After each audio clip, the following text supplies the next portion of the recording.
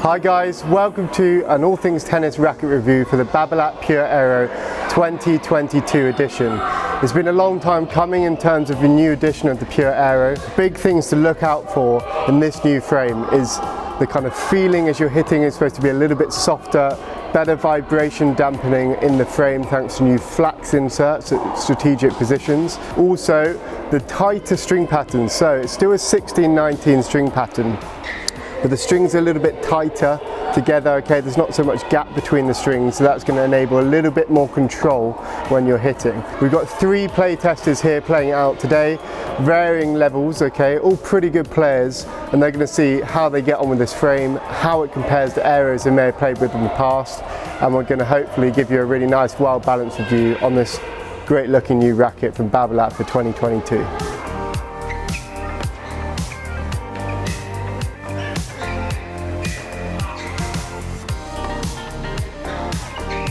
So from the back, I noticed straight away, compared with the previous Aero, that this one felt a little bit more stable, and I think that's what they're trying to get with here on this new model. It didn't feel so much as if the ball was sort of out of control like I felt a little bit with the previous one. It was able to sort of drop in the court a little bit more than I found with that one, and it was a little bit more controlled. And then with the spin, it's the same as it's always been. You know, you really try and whip it, especially on my forehand, and you get so many revs on the ball. So that was really satisfying, I thought.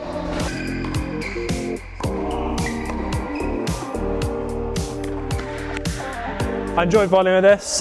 With the bigger head size, I found it easier than with my current rackets, the Recall 95s. Still a little bit, maybe not as stable as I would like it. I did find that my volleys weren't sort of hitting the spots I was wanting them to, but still it was pretty easy to get some nice sharp volleys off and sort of punch them away.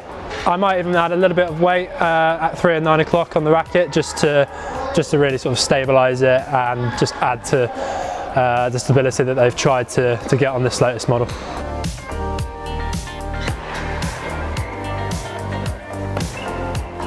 My favourite aspect about this racket was the serve for sure. I was able to hit absolutely massive serves with this, and probably bigger than my current rackets. So I think it's just due to the Aero just being sort of centred towards a really sort of powerful frame. I really didn't have to try too hard to get a real powerful serve off. The design's different from previous Aeros. It's a little bit less yellow, which might make you think it's a different racket altogether, but I like how they've gone with sort of a camo look. It looks pretty cool and pretty trendy, if I'd say so. Personally for me, I like the Aero being yellow, and it just symbolises that. So it's a little bit different, but it's still, overall I still think it's pretty cool. I think this racket would really suit someone who's just looking for a lot of power, particularly off their ground strokes and their serve. And I think this would be quite an easy racket to play doubles with, because you'll be able to serve pretty big, and you've got a nice sort of big sweet spot for your volleys to punch them away. But definitely someone who really wants to add the power to their ground strokes, I think this is for them. Hello, my name's James Mackinlay, and I'm currently playing on the ITF Futures Tour. Today we're reviewing the Babolat Aero, the new one that's just come out. I play with a Recall Pro Ionic, which is a much thinner frame around here and also around the side of the racket. And I much prefer playing with that compared to this. So when I was hitting with this today, I personally didn't like it, if I'm being totally honest. It's just not the way I play. It's not the way I like to play with a racket. To some people, it can be more stable. Apparently what Babolat have been saying, this is more stable than the last Aero.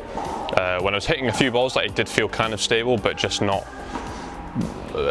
for me, I don't really think it's the right racket. But if you're more like a baseline slugger player and you just want to rally from the back, this is far better. But if you want to come forward, come to the net, use a smash and stuff, then this isn't the racket for you.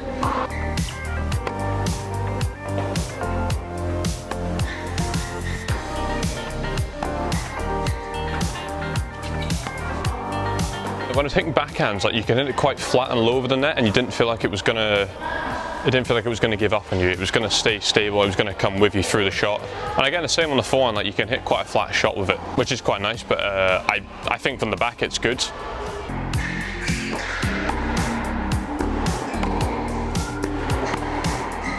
It didn't feel like it was helping me at the net. It was just kind of going away from me.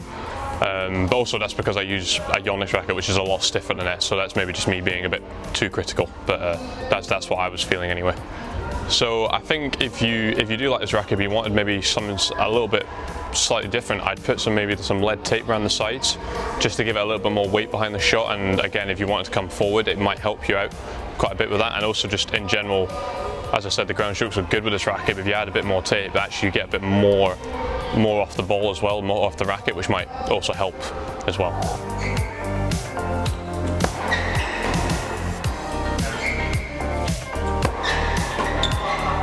I'll tell you what, actually I hit about 6 serves this and I actually thought it was quite good. It felt pretty clean at the middle of the strings. I think again, if you wanted to add tape on this, I think it would be a good thing for the racket, because then you get a bit more pop on it as well. Overall, actually quite a nice serving racket, to be fair. I actually when I first saw it, I actually thought it was quite a stunning racket. I quite like the grade that they've added in, but I think the old Aero looked a lot nicer. Hi, I'm Josh Berry. I'm the token advanced club player. Comparing this to the old Aero, I think this is a bit more control. I actually preferred the old one. I like the power that it gave me. I don't know if I'd play as well with this with more control, but yeah, I mean that's definitely evident in the racket.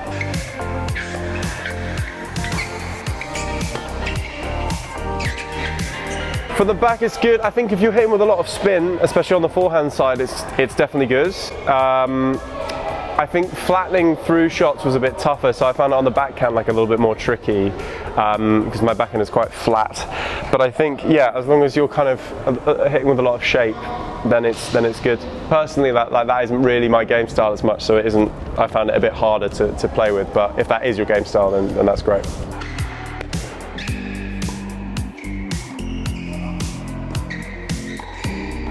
Volleys were okay, I think. I think because I've been playing with the racket with a much thinner beam. It feels a lot harder to volley with stuff like this.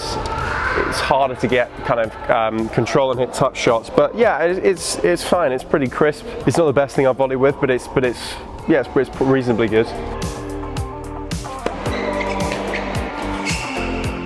Serve, I think serve was the best part of this racket. Like you could really hit some really big.